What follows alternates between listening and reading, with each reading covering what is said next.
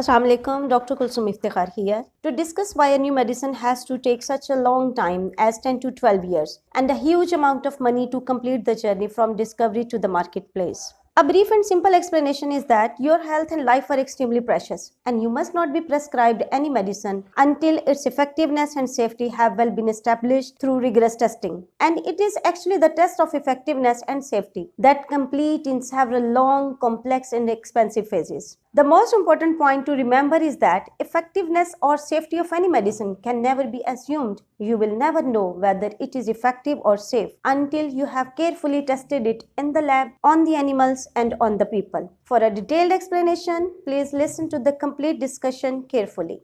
The first phase is the discovery of a medicine. Medicines are discovered accidentally only occasionally. In most cases, pharmacists have tried scores or even hundreds of different foods, herbs, and compounds before one of them shows signs of success. In this way, the very first phase claims plenty of time, money, and effort. The second phase is the lab trials, in which the newly discovered medicine is tested using computer models and human cells or germs grown in the laboratory. These tests help us understand both the efficacy and possible side effects of the drug. If the lab tests show that the medicine is working as expected and is not damaging the human cells, it is allowed to enter the third phase of animal testing. In the third phase, the medicine is tested on animals. A certain amount of drug is given to the animals and both its desirable and undesirable effects are carefully monitored. If the animal studies show that the medicine is effective against the targeted disease without causing any serious side effect, the company or the scientist who has discovered or developed the medicine applies for a patent and files an application with the concerning government authority like DRAP in Pakistan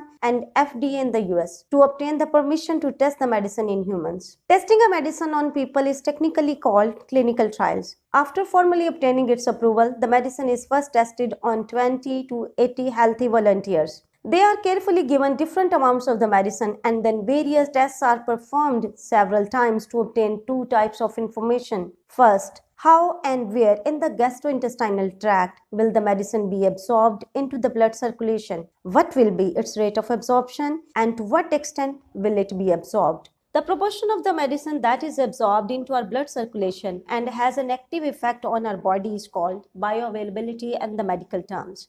Usually, the medicine that we take orally is not completely absorbed into the blood. Only a fraction of it is absorbed and the rest comes out as waste. This information thus helps us determine the correct dosage of the medicine that a patient must take to get well. For example, if the treatment of a disease requires 100 mg of a medicine in the blood of a patient, but its bioavailability is only 40%, the correct dosage of the medicine to be given to the patient will not be 100 mg, but actually 250 mg.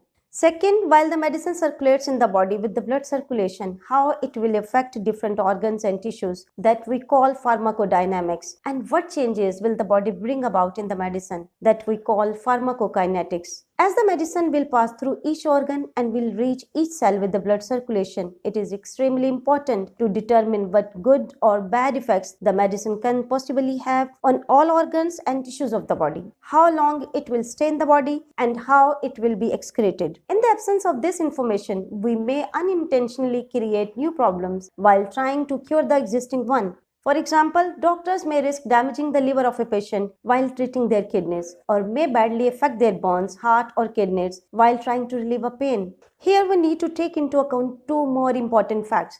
Firstly, the side effects of a medicine don't necessarily occur immediately. Many side effects develop over time and may take days, weeks, months, or even years to become apparent.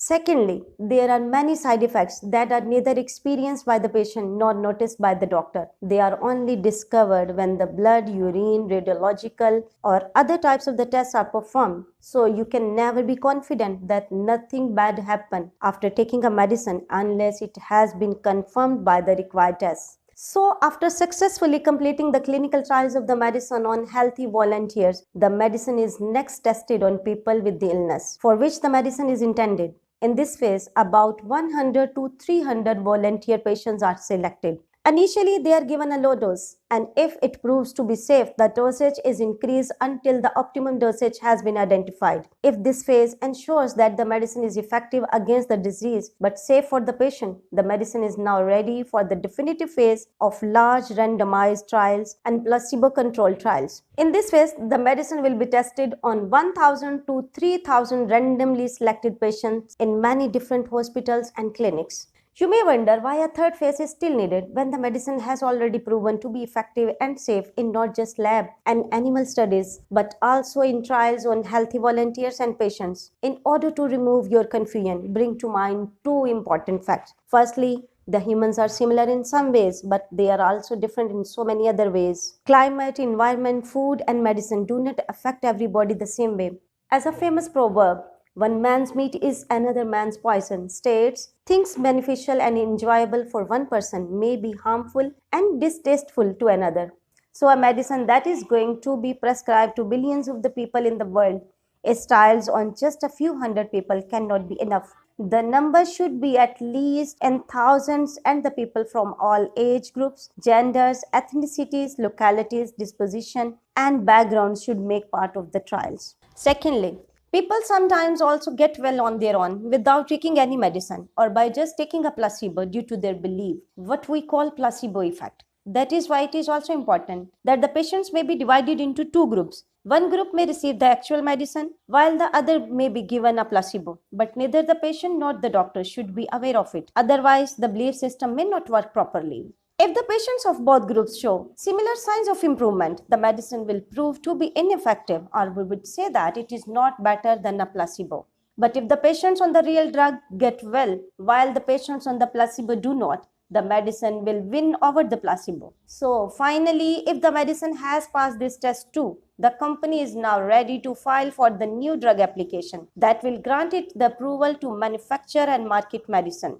The concerning authority reviews all the data from the studies that usually consist of more than 100,000 pages and grants approval after carefully considering the safety and the effectiveness of the medicine. The review can take up to 2.5 years, but if the medicine is intended for a serious and life threatening condition and can fill a critical medical need, the company can apply for its fast track approval. To conclude the discussion, let's summarize its important points. Firstly, your health and life are extremely important, and this compels us to carefully and thoroughly establish the safety and the effectiveness of a medicine before it is prescribed to you. You must not take any medicine until you have made sure that it is actually and duly approved by the concerning authority.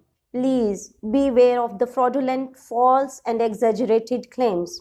Secondly, neither the safety nor the effectiveness can be assumed in any way. It can only be established through the practically and actually performed trials and tests. You will never know that a medicine is effective or safe until you have carefully tested it in the lab, on the animals, on the healthy volunteers, and on the patient on a large scale. Thirdly, there is no quick fix. Trials of a medicine is a very long, complicated, and expensive process. Skipping any step or trying to finish it in a hurry is likely to pose a serious danger to the health and the lives of billions of people in the world.